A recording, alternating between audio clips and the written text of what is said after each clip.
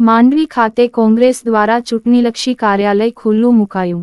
લોકસભાની ચૂંટણી અનુસંધાને કોંગ્રેસ પક્ષ દ્વારા કચ્છ મોરબીના લોકસભાના ઉમેદવાર નીતેશભાઈ લાલણ અને કોંગ્રેસ અગ્રણીઓ તથા આમ આદમી પાર્ટીના અગ્રણીઓના હસ્તે કાર્યાલય ખુલ્લો મુકાયો હતો. આ પ્રસંગે નીતેશભાઈ લાલણે કચ્છની પ્રજા પર વિશ્વાસ જતાવતા વિજય વિશ્વાસ વ્યક્ત કર્યો હતો.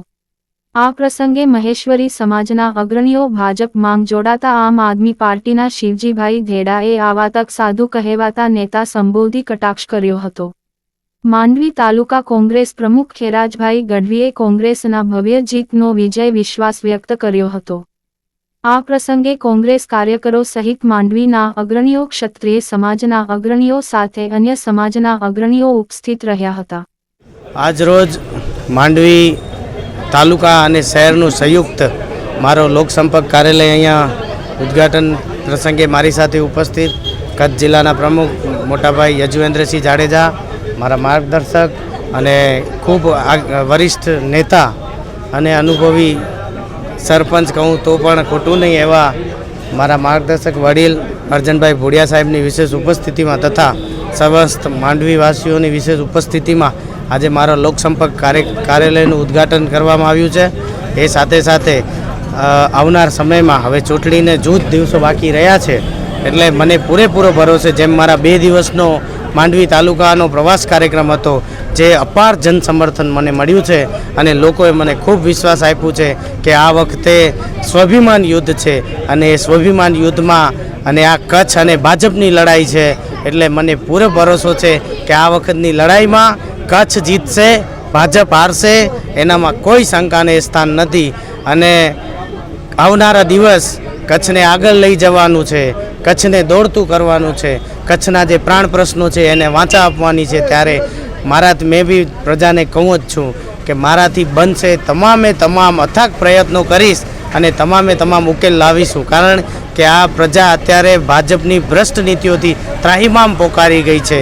જ્યારે એક જન વિરોધી લહેર જે આ આખા સમગ્ર ભારતમાં ચાલી રહી છે અને મને પૂરેપૂરો ભરોસો છે અને વિશ્વાસ છે કચ્છની પ્રજા ઉપર કે આ વખતે આ માતંગના દીકરાને 100% દિલ્હીની ગાદીએ અને મોટી પંચાયતમાં કચ્છની પ્રજા ચૂંટીને મોકલશે એવો મને પૂરેપૂરો ભરોસો અને વિશ્વાસ છે.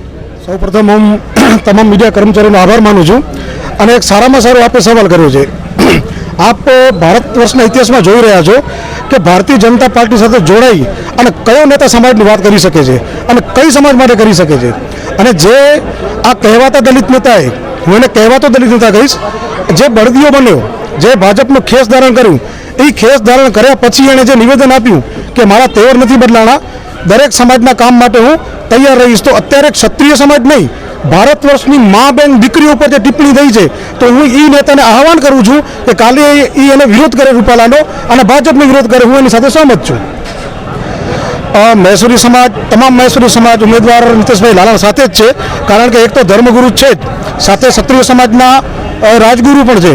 અને ભારત વર્ષના ઇતિહાસમાં પહેલીવાર એવી ઘટના બની છે કે માતંગ વંશે ભારત વર્ષ માટે સમતા સમાનતા માટે ઘણું બધું કામ કર્યું છે અને એના વંશજને જો ટિકિટ મળતી હોય તો ખરેખર મહેશ્વરી સમાજ એના સાથે જ હોય, એમાં શંકાને સ્થાન નથી. દરેક વખતે જેટલું બને છે એટલું સમાજનું કામ છેલ્લા 15 વર્ષથી અમે કરતા આવીએ છીએ અને ભવિષ્યમાં પણ કરતા રહેશું હું ખાતરી આપું છું.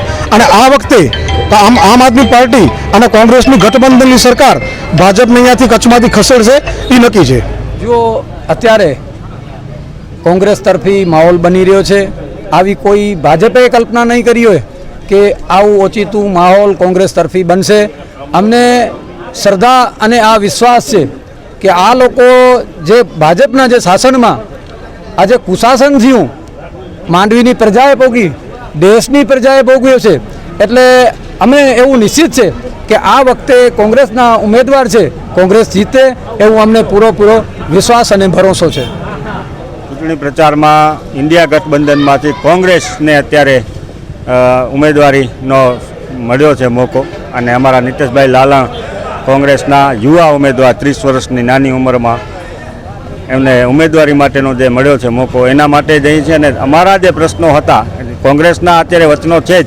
અને માંડવીની તમે જ્યારે વાત કરી છે તો માંડવીમાં ધારાસભ્ય છે અનુરુદ્ધભાઈ દવે જે ખોટા ખેડૂત ખાતેદાર છે, જેની 2 વર્ષથી અમે સતત લડત ચલાવી રહ્યા છીએ, પણ આ ભાજપ સરકારના એ ધારાસભ્ય હોવાના કારણે એના ઉપર કોઈ કાર્યવાહી થતી નથી.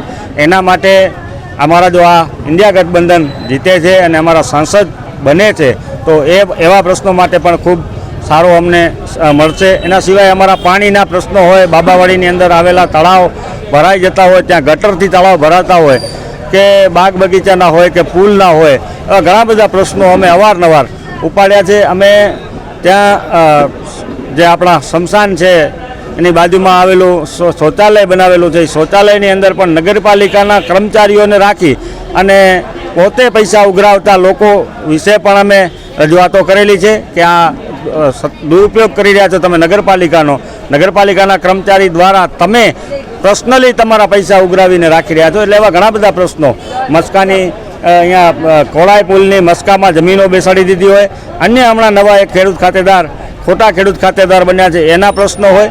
એટલે અવારનવાર આ પ્રશ્નો તો ઉપાડતા જાય છે, પણ અમારો મુખ્ય મુદ્દો અત્યારે શિક્ષણ, રોજગાર અને આરોગ્ય છે. ગત ટર્મની અંદર તમારા ઉમેદવાર અને કોંગ્રેસના ઉમેદવાર પર ચૂંટણી લડ્યા હતા. ધારાસભ્યની ચૂંટણી સમયે હાર સમી છે અને ભાજપના નેતા જીત્યા છે. આટલા પ્રશ્નો હોવા છતાં ત્યારે જનતાને શું સંબોધશો?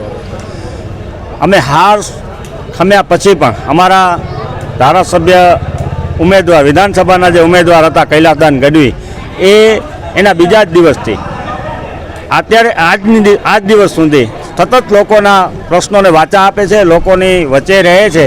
જ્યારે જીતેલા ધારાસભ્ય ભાજપના એ બહુ ઓછા દેખાય છે.